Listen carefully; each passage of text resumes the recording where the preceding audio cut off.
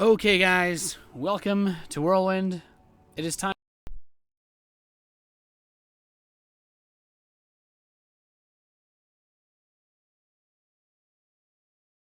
It is forGG, who yesterday in his group defeated Jaedong to make it out.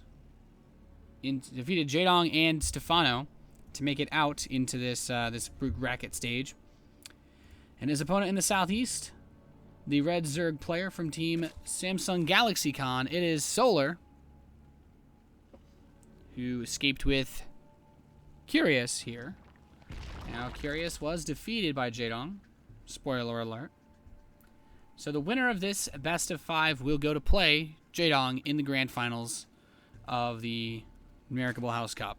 So, lots of good stuff on the line. Also important to note that, I mean, there's still a third place match, but if you win this, you're guaranteed at least, I believe, 1,500 euros, which is really, really nice. It's a lot of money, and it's certainly very nice. Fourth place, I think it basically goes from like everyone that gets lower than fourth place gets 100 euros. Fourth place itself is 200 euros.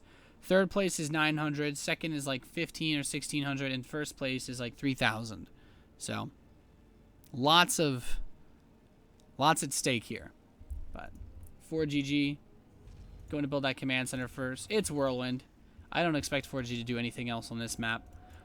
It's just kind of funny to think about because forGG, I think, especially in Wings of Liberty and in the earlier parts of StarCraft 2 Heart of the Swarm, he's basically been doing a lot of, how should I say, command center first, but now he's recently started to do a lot of Reaper expands, so which I really like to see. A little bit more variety.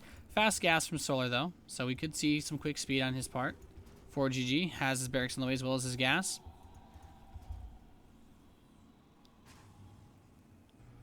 And yeah, so one of the really cool things that I want to talk about, and I know I play Terran. I know there'll be the biased comments, but honestly, forGG has been doing stuff in TVZ in this tournament that is different than we see anywhere else. I first remarked upon this in his match against, I believe it was Stefano, where he did something like he went for a very fast transition when he was on 3 bases from Biomine into like a Biomech setup. Just Marine, Marauder, Thor, Hellbat. And it was actually really cool to watch. I kind of anticipate that he'll do it again because he did it every game that he played versus Jaedong as well. And it's just really neat to see something different. So that's enough of my little praising of forGG by making TVZ a little less boring than it normally is. But his factory is on the way. And we have the Queens coming out for Solar. Solar is, if you haven't heard as much about him, he's one of those Kespa players that hasn't had his name blown up quite as much. He's a really good player. He's played actually really well in a lot of online cups recently. Actually, online cups is pretty much where he's just been hanging out this entire year. But, hey, you gotta do what you gotta do. The Zergling comes up, tries to scout. There's a bunker here for forGG, though. And forGG has his reactor on the way, so he'll be going into Hellions pretty soon. He took a fast second gas, actually. So this could be some sort of... He could actually go Hellion Banshee.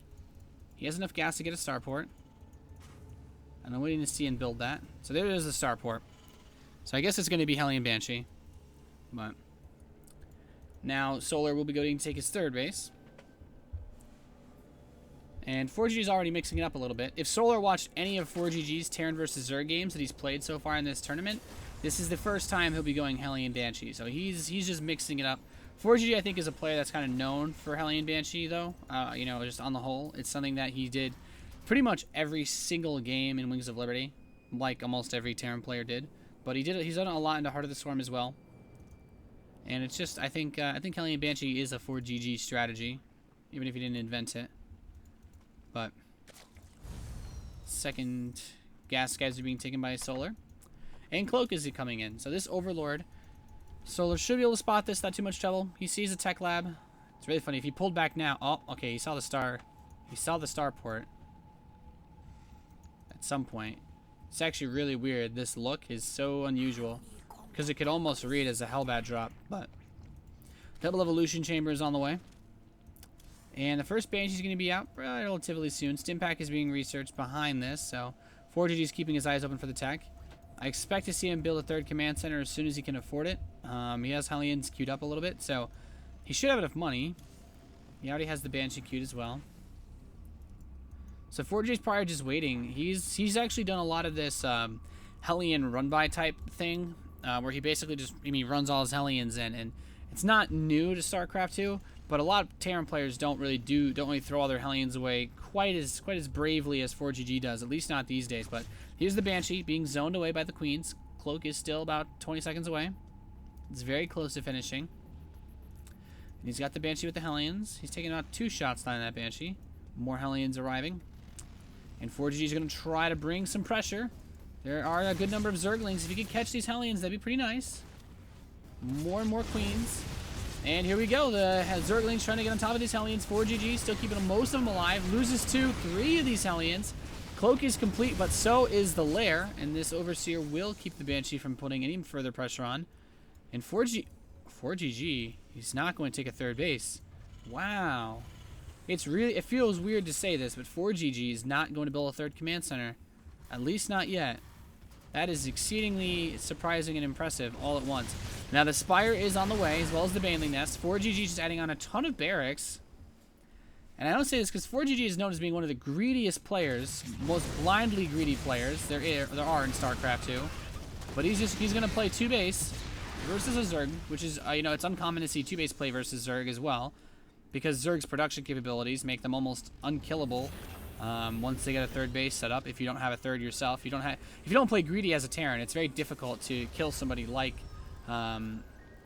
Solar, like a Zerg that plays macro and just plays defensively, because he'll just make whatever units he needs to hold you off, and you run out of gas eventually as a Terran, or steam, I guess is probably more appropriate.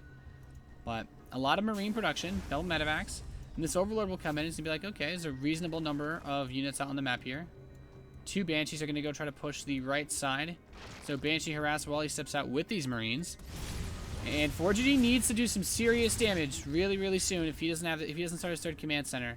Banshees are going to move into the third base. One-shotting these drones with the 2 Banshees. Pretty nice.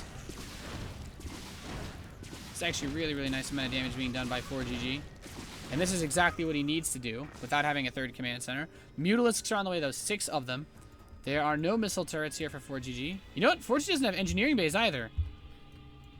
Jesus. So this is just some crazy super all-in. Is this going to go for the ultimate Marine tank push with no upgrades? I don't know. This game's already really, really weird.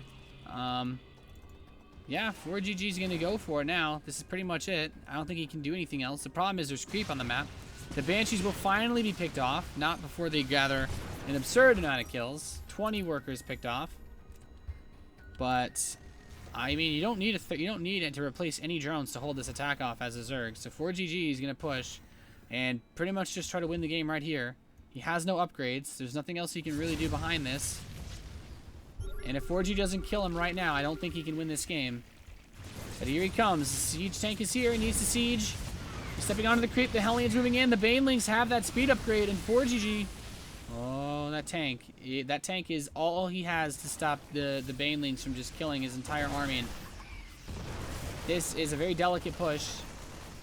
Picks off one of the Banelings. Queens trying to keep each other alive. More Banelings are being morphed in. He really needs more than 1 siege tank if he wants to actually hold this position, though. I think this is nowhere near enough. And here comes Solar. He's just going to try to break this position. The Muta sniped the tank. The Marines spreading on the low ground, taking some Baneling hits. And there's still a good number of Marines on the map, but there's still a lot of Banelings. And forGG, he's just producing tanks, Marines, and medevacs at this point. And he only has 1 tank on the map. That's not even at his opponent's base yet. He's trying to just push this creep back a little bit. He's throwing some Marines away. He can't really afford to do that. Solar hasn't started his 2-2, which is nice for forGG.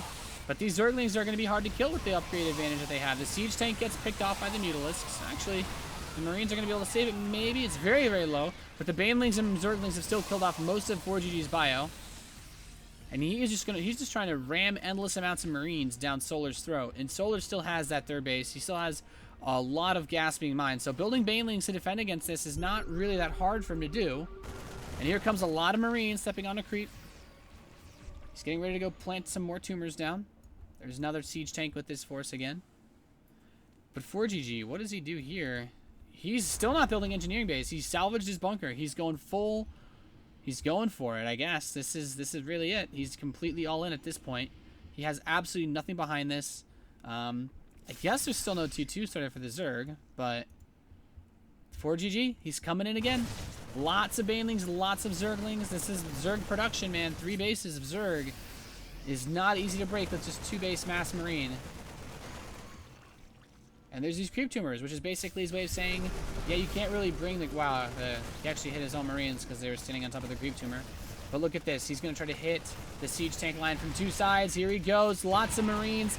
Going to get blown apart if he doesn't take a little bit more precautionary moves. And well, he's actually stepping off the creep pretty well. There's still a lot of medevacs. There's actually... Jesus, there's so many medevacs. But the Marines, there's not too many of those. And forGG gets blasted back. I think that's it. GG. Solar takes game number 1. Really weird game.